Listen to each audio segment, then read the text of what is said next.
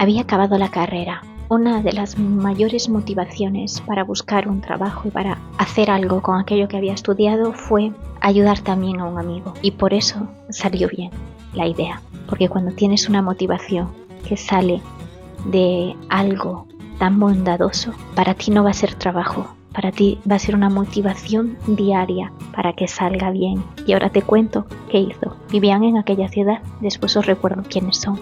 Y en aquella ciudad mucha gente vivía en edificios, pisos pequeños, sin terrazas, que no tenían un espacio adecuado para hacer determinadas actividades. Sin embargo, cerca había extensiones de tierra medio abandonadas, pero lo suficientemente cerca para llegar andando y lo suficientemente lejos para no tener todos esos ruidos de la ciudad ni toda esa contaminación de la ciudad. La alquiló. Su idea consistía en que tú, como familia, como amigos, ven a plantar un árbol con la gente que quieres. Entonces, opciones que tenías para eso.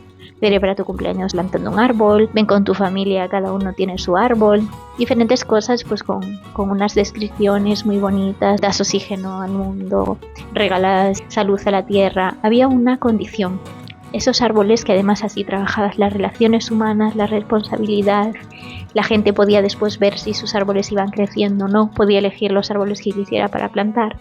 Y el cuidado de los árboles era tuyo, pero tú después tenías opción de ir allí cuando tú querías. Eran árboles frutales, que además así abonaban la tierra si la fruta en vez de recogerla seca ella también abonaba.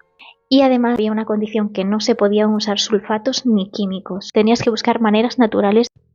Ese espacio empezó a hacer Safer, era trabajador social, después se quiso montar por su cuenta y fue la idea. El espacio fue creciendo de manera que eso era diversidad, y es justo diversidad de riqueza. Esto empezó por, ¿os acordáis? Tea, su amigo, empezó por ahí como un espacio para que Tea pudiera también salir de ese sitio donde estaba.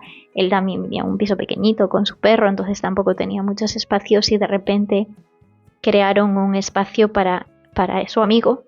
Y después fue creciendo y se acabó convirtiendo en un trabajo. Un abrazo desde Crea Libro y aquí os dejo los vídeos asociados.